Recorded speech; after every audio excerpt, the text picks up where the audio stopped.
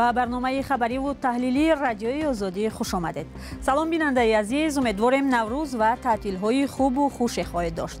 آخرین تازه‌های تاجیکستان و جهان را امروز در برنامه اخبار آزادی پیشنهادی شما می‌کنیم. سرخط گزارش‌های امروز: در دوشنبه گلخن افروختند و سومنک پختند و بامداد امروز به تجلیل از نوروز بوستانی آغاز کردند. آبخیزی و سیل در ناحیه رودکی به خانه و کشتزارهای مردم ضرر رساند. مقامات از احتمال تکرار فلاکت هشدار می‌دهد. و به داد نابینای غارت شده در دوشنبه رسیدند و به او کمک کردند، اما می‌خواهد غارتگر به جزا نماند و زیانش به دیگران نرسد. همین گونه جنایتکاری را ریشه‌اش برکنده کن. ریشه‌اش کم پرتوان که امروز ضررش به ما رسید، پگاه به یک اون کسی دیگر میرسد. با وجود هوای بارانی در دوشنبه امروز ساعت 3 صبح تجلیل از جشن نوروز آغاز شد. 10 نفر برای تجلیل از این جشن بوستانی در یک باغ دوشنبه جمع آمده گلخن نوروزی افروختند. بر اساس تقویم رسمی جشن نوروز در تاجیکستان از 21 مارس آغاز شده یک هفته ادامه می‌کند. بسیاری از ساکنان در منطقه‌ها که ماه‌ها باز نیروی برقی درست نمی‌گرفتند گفتند امروز به آنها برق دادند. با همکاران ما می‌رویم به یکی از جشنگاه‌های نوروزی.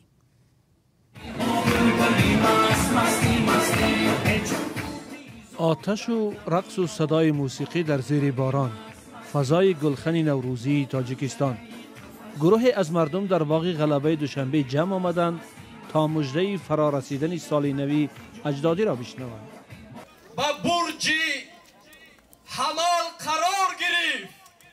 این معنای آن را دارد که شب و روز برابر شدند و جشن اجدادانمان یعنی جشن نوروز فرا رسید. گلخن نوروزی بخش ویژه از جشنگیری رسمی نوروز در تاجیکستان است. صرف نظر از باران سخت در دوشنبه، گروهی از هنرمندان و مردم ترانه‌های نوروزی می‌خوانند. مردم به مبارکبادی یکدیگر پرداختند و شادی کردند. در پایان مراسم گلخن نوروزی، نمادهای خاص نوروزی تاجیکستان، بابای دهقان و ملکه بهار سوار فایتون در خیابان‌های دوشنبه پیک آمدن نوروز را به مردم رسانیدند. در تاجیکستان برای تجلیل از نوروز 4 روز تعطیل اعلان شده است.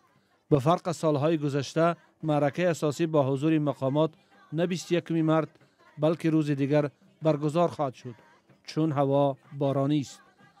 ولی مردم به معرکه و محفل‌های نوروزی خود ادامه می‌دهند و با گفتهشان باران هم مانع جشنگیری آنها نمی‌شود. بر اثر باران زیاد در روز نوروز در برخی از منطقه‌های تاجیکستان سیل آمده است. بعضی از خانه‌های مردم و کشتزارهایشان آسیب دیدند. ساکنان می‌ترسند که فلاکت روزهای آینده تکرار می‌شود. از جمله کاربران با ارسال این نوار از آبخیزی در جماعت سلطان آباد ناحیه رودکی به رادیوی آزادی خبر دادند. به گفته آنها سیل به بعضی از خانه‌ها ضرر رساند ولی خوشبختانه کسی آسیب ندیده است. کمیته حالت‌های فوق‌العاده هم گفته است که باران‌های سخت تا روز 22 مارس ادامه می‌کند و ممکن است در ناحیه‌های کوهی سطح آب رودخانه‌ها بالا رود. کمیته از مردم خواسته است در این روزها احتیاطکار باشند. برنامه را ادامه می‌دهیم و بعد گزارش رادیوی آزادی درباره غارت حساب بانکی یک نابینا در دوشنبه، بانک پول او را برگردانده است. 6 ماه پیش 3000 سامانی اصل‌الدین جلیلوف را ربودند. سرگذشت این نابینا انتقاد زیاد را در شبکه‌های اجتماعی به میان آورد. کاربران به جز از غارتگر مقامات را هم تنقید کردند که به داد یک نابینای محتاج نمی‌رسند. ادامه موضوع در گزارش مولا رجب یوسفی و شهلای عبدالله. چند روز است که خوشحالی به این عائله برگشته است. آنها تقریبا نیم سال باز دزد پولشان را می جستند. به مقامات بانک مراجعت کردند اما نتیجه نداد. رادیوی آزادی اول ماه مارس درباره فریفتن اصل‌الدین جلیلوف گزارش داد و کار رنگ دیگر گرفت. بعد از رفتن همون ویدیو یک روز 2 روز گذشته بود که از طرف بانک دوشنبه سیتی به ما زنگ زدن، گفتن که ما شما را رفته آوردن مندر کنه با شما صحبت کنیم. ما تو مایلش ما را گرفته بردن در اونجا پیش یک نفر در آوردن، در اونجا صحبت کردیم. او کسا گفتن که ما همچون عمل خیر به شما 3000 سامانی مبلغ میتیم، همینه با او خاطر میتیم که شما دیگر در دوم مقامات آواره نشوید. اگر خیر مبادا که یافتن خودی همون دزد دعوتون کردن روین دعوت نکردن دیگر از خفای وای نگردید و ما همین مبلغ به شما همچون کمک خیر میتیم. اصلدین جلیلوف را ماه سپتامبر سال 2023 در نزد بازار کاروان دوشنبه غارت کردند. جوان با وعده کمک در گرفتن مبلغ از بانکمت پول او را ربود. با وجود کامراهای بانکمت و هم بازار دزد پیدا نشد. اصلدین هرچند پولش را گرفت اما همانا میخواهد جنایتکار پیدا شود. اگه ما مبلغ ما گرفتیم درست، لیکن پیدا کردنش ما از همینجا خواهش داریم که پیدا کنن پیش رای همین گونه جنایتکاری را ریشهش برکنده کنن. ریشهش کمه پرتوین که امروز ضررش به ما رسید پگه با یک اون کسی دیگر میرسه. اصلدین جلیلوف با همسر و 3 فرزندش در این منزل اجاره در کنار دوشنبه زندگی میکنند. همسرش هم از یک چشم محروم است. سلوفان میفروشند و روزانه تا 60-70 سامانه پیدا میکنند. دولت به این عائله ماهانه 900 سامانه نفقه میدهد. پول اجاره خانهشان 1300 سامانه است. خیلی شکر بازارم حرمت میکنن چه بگیم میتم بیچارو.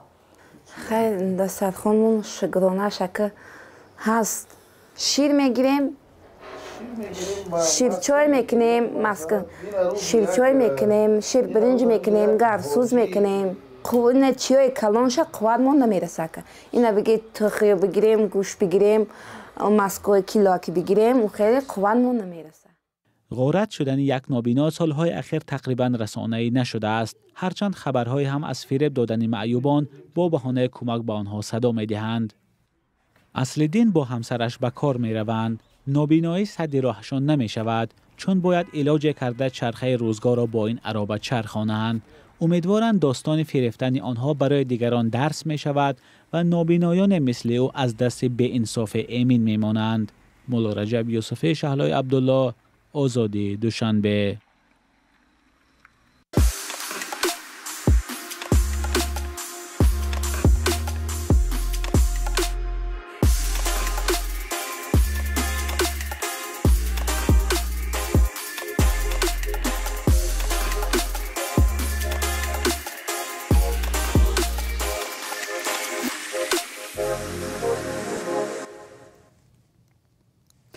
حکومت روسیه کشورهای غربی را که به اوکراین برای مقابلت به روسیه اسلحه و مهمات جنگی می‌دهند به آن ابدار می‌کند که غیر مستقیم وارد جنگ با روسیه شدند. جنگ در اوکراین که ماه فوریه سال 2022 آغاز شد طول می‌کشد و اختلاف میان کشورهای غربی و روسیه نیز افزایش می‌یابد. همکارم کیومرث عطا گزارش صدای آمریکا را پیشکش می‌کند.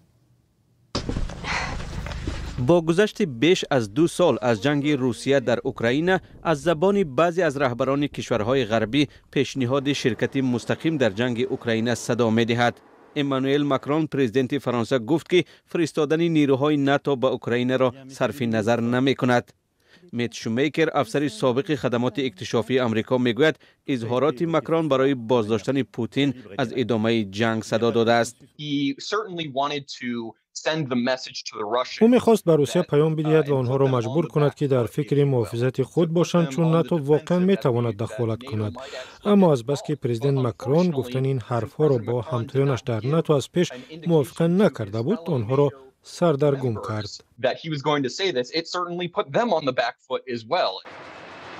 اما سین استینبرگ کارمند مرکز تحقیقاتی سوفن سنتر میگوید الکی ناتو وارد عمل شده است. ظاهراً این واقعیت است که مشاوران ناتو یا حداقل مشاوران از کشورهای عضو ناتو به نیروهای ویژه در خاک اوکراین مشورت می‌دهند. اما من فکر میکنم که یک خط سرخ بزرگ وجود دارد که مشاوران نظامی ناتو و ایالات متحده آمریکا را از وارد شدن به جنگ روی راست باز می‌دارد.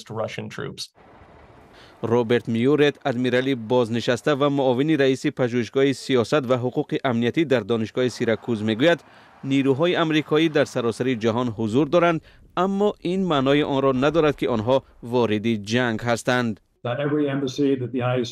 در سفارت‌های آمریکا در هر کشور دنیا تعدادی از سربازان امنیتی ما برای حفظ امنیت ما فعالیت می‌کنند. واقعاً به مقدار کم، ولی در حقیقت تعدادی از آنها در اوکراین هم خدمت دارند.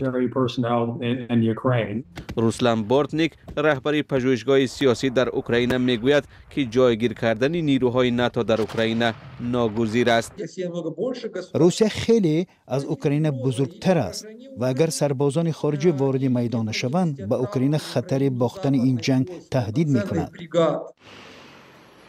بورتنیک بر این باور است که ناتو همچون یک سازمان نظامی وارد جنگ نمی شود، ولی کشورهای عضو این سازمان به مثل فرانسه و لهستان، هلند، شویتزاریا و نروژ و دانیا و کشورهای ساحلی بالتیک در علیحدگی می توانند وارد جنگ با روسیه شوند.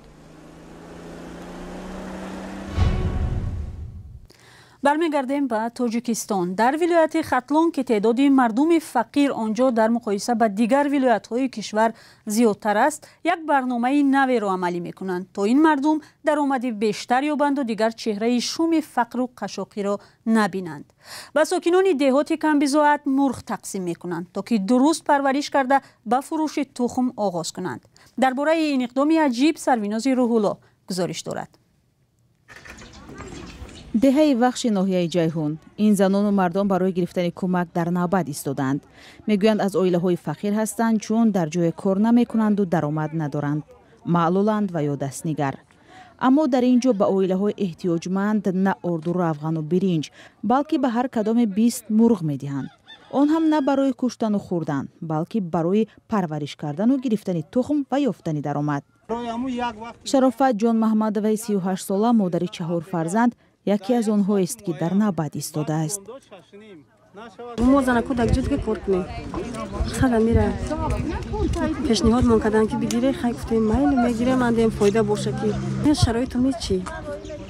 بهبود نیستیم. مثلا فرزندان میدان و لیوان. خانه داری وسواس مالی ندارم. این طرح را آژانس رشد بین‌المللی ایالات متحده یا یوساید در تاجیکستان اجرا می‌کند. پیش از آن که به مردم مرغ دهند، طرز نگاه بین و زیاد کردن تعداد آن را هم یاد دادند. همچنین برای 2 ماه خوراک مرغ را به پول می‌دهند. انارگل گدایeva ساکن 50 ساله ناحیه جیهون نیا دارد بر اساس توصیه متخصصان پرورش مرغ را براه ماند. خیلی ما می‌را گفتیم که یا مثال در زندگی یاردم شود، مثال یا تخش استفاده برای خوراک یا چی مثال در زندگی خیلی ممکنه که ما ایروی همه مرغ پرورش کنیم، ممکن زندگی ما خوب بهتر شود، ممکنه که با سطح زندگی ما بالاتر برود. در 3 سال اخیر در ولایت ختلون با تقریبا 1200 خانواده نیازمند مرغ دادند تا هم شغل یابند و هم زندگی را بچرخانند.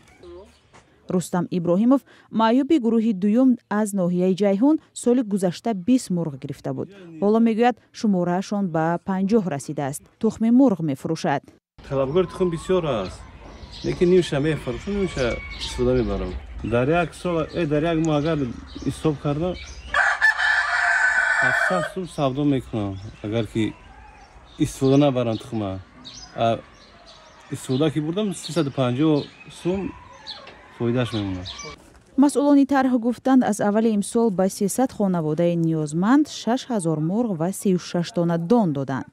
400 خانواده دیگر در نوبت ایستادند. با وجود ستایش مقامات از پیشرفت‌ها در تاجیکستان، زیاد از 22% اهالی هنوز فقیر و دستنگر هستند. بیکاری مشکلی اساسی آنهاست. برخی برای دریافت کار و معاش به مهاجرت کاری می‌روند.